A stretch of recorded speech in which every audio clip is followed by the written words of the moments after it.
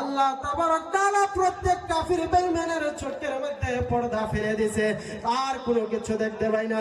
এমন ঢর ভয়ের মধ্যে আল্লাহ রাসূল সাল্লাল্লাহু আলাইহি ওয়াসাল্লাম হেঁটে হেঁটে বাবা করে করে হযরত আবু বকর রাদিয়াল্লাহু তাআলা আনহুর বাড়িতে হাজির হয়ে গেছে। আসিয়া এমন ভাবে টুক টুক করে দরজার মধ্যে আওয়াজ দিল। আওয়াজ দিতে দেরি হযরত আবু বকর রাদিয়াল্লাহু তাআলা আনহু দরজা খুলতে দেরি করছে না।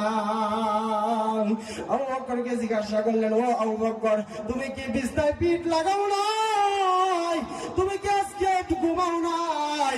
আবু বকর, আমি যখন ডাক দিতে দেরি, তুমি দরজা খুলতে দেরি করছো না। ও আবু বকর, তুমি কি ঘুমাও নাই? আবু বকর বললেন, ইয়া রাসূলুল্লাহ, ইয়া হাবিবাল্লাহ, হুজুর আপনি 6 মাস আগে আমাকে বলছেন হিজরতের সাথে হয়ে আপনার সাথে যাইতে হবে।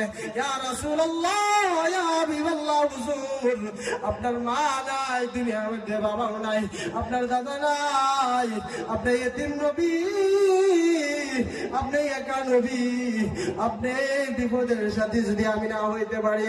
আল্লাহর রাসূল সাল্লাল্লাহু আলাইহি ওয়াসাল্লাম আপনি আমাকে বলছেন আপনার কথাই যদি আমি সাথে সাথে দরজা যদি না খুলতে পারি, আপনার দিলের মধ্যে কষ্ট পাইবেন, হয়তো আঘাত লাগে যাবে।